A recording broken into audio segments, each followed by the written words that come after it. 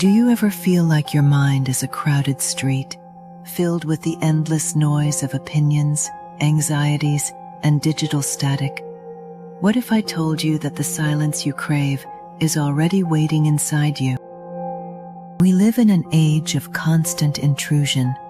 Every notification is a demand, every headline a potential crisis, and every social scroll a mirror reflecting our own perceived inadequacies.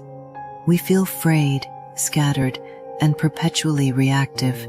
We try to solve this by seeking more distraction, scrolling deeper into the void, hoping to numb the ache. But the noise isn't out there. It is a resonance of our own making, a storm we carry with us wherever we choose to walk. Marcus Aurelius, the most powerful man in the world during his time, wrote this in his private journal: "Nowhere can man find a quieter or more untroubled retreat than in his own soul." He wrote this while commanding the Roman legions at the front lines of a brutal war. He wasn't a monk in a cave. He was a leader holding the weight of an empire. Yet he discovered that his true sanctuary was not made of stone or borders. We often misunderstand this as an invitation to escape the world. It is not. It is an invitation to master your inner landscape so the world no longer masters you. When Marcus speaks of the soul, he refers to your faculty of judgment. The noise exists, but your suffering is optional. It is the story you tell yourself about the events that creates the disturbance, not the events themselves. To retreat into your soul is to stop identifying with the chaos.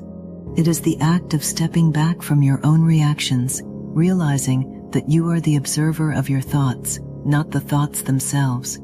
Peace is not the absence of external storms, but the presence of an immovable inner anchor.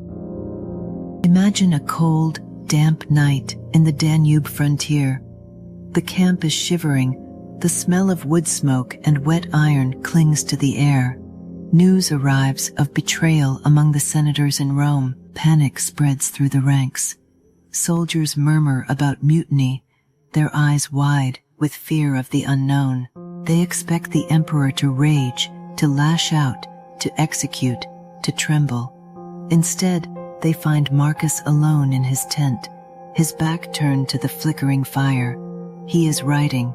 He does not reach for his sword, nor does he summon his generals to scream orders. He continues his work, his breath slow and rhythmic. He treats the news of his betrayal as he treats the falling rain, a fact of nature, neither good nor evil in itself. He knows that if he loses his composure, he loses his army. If he loses his mind, he loses his empire. He models a stillness so absolute that it acts like a black hole, drawing the fear out of everyone around him. He didn't survive the chaos by fighting it. He survived by refusing to let it enter the citadel of his own mind. To find your own retreat, start here. First, practice the morning review. Before you touch your phone, spend 5 minutes in silence, identifying one thing you might worry about and categorize it as out of my control. Second, when a crisis strikes, pause for 10 seconds. Breathe. Ask, is this helping or is this just noise? Finally, end your day by mentally releasing your tasks. Acknowledge that the world will spin without your constant vigilance. Let go. The object of life is not to be on the side of the majority, but to escape finding oneself in the ranks of the insane. Return to yourself. Stay quiet.